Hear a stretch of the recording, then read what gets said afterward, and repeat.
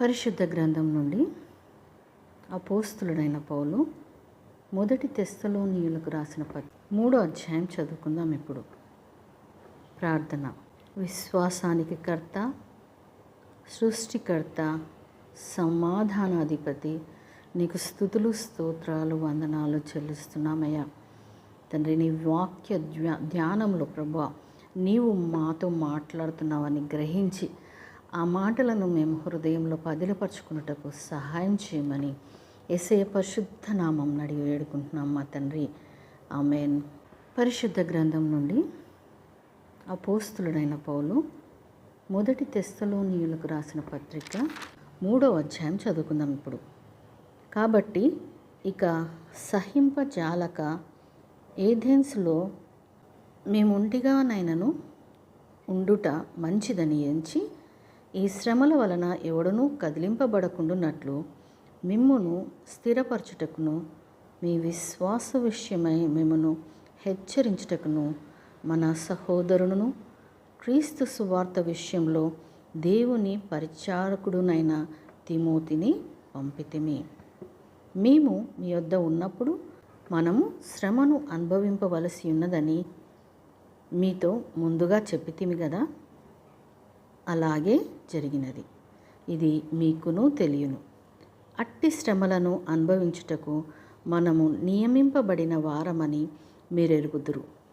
ఇందుచేత నేనును ఇకను సహింపజాలక శోధకుడును మిమ్మును ఒకవేళ శోధించునేమో అనియు మా ప్రయాసము వ్యర్థమైపోయేనేమో అనియు మీ విశ్వాసమును తెలుసుకొనవలనని అతన్ని పంపితిని.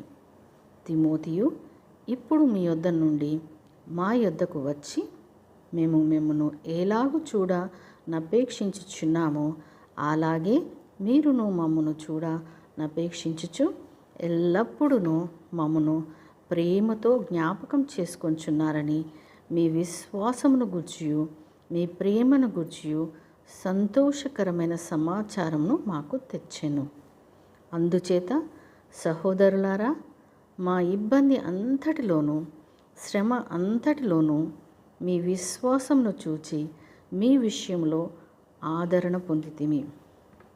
ఏలయనగా మీరు ప్రభువునందు స్థిరముగా నిలిచితిరా, మేమును బ్రతికినట్టే.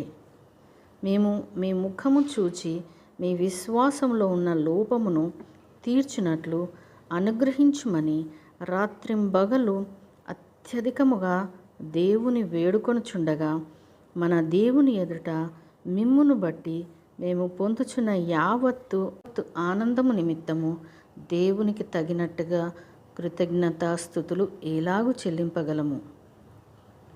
మన తండ్రి అయిన దేవుడును మన ప్రభు అయిన యేసును మమ్మును నిరాటంకముగా మీ యొద్దకు తీసుకుని వచ్చునుగాక.